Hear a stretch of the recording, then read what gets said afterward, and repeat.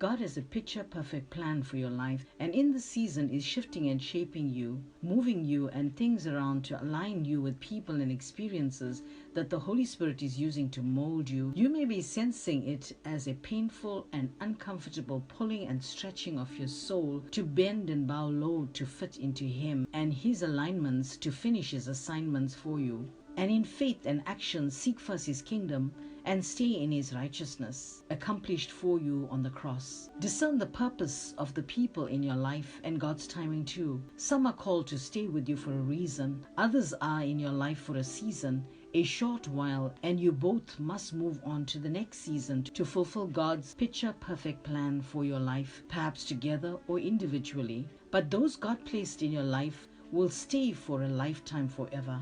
They may or may not be bad people. We are all growing into God's plans for us and must all walk with God's specific plans for our own lives, which may or may not include those we had planned to stay in our life. We must love all people in Jesus, but we cannot have the same relationship with each one as we have had in the past. We must align with new relationships or stay closer with those who are to be in our life for life to fulfill other parts of God's plans. It is vital that we accept and not fight God's will for our lives so that His peace could rule our hearts. The key is being flexible to change and adapting to God's new wholeheartedly. For then you'll hear God's Spirit more clearly and be more equipped by Him with wisdom to handle challenges you surrender to His shifting and shaping. There are new doors and new opportunities opened in this next season. God's surprises that you never thought possible to be added into your life. For God has already gone ahead and made crooked ways straight, just ready for you to enter into.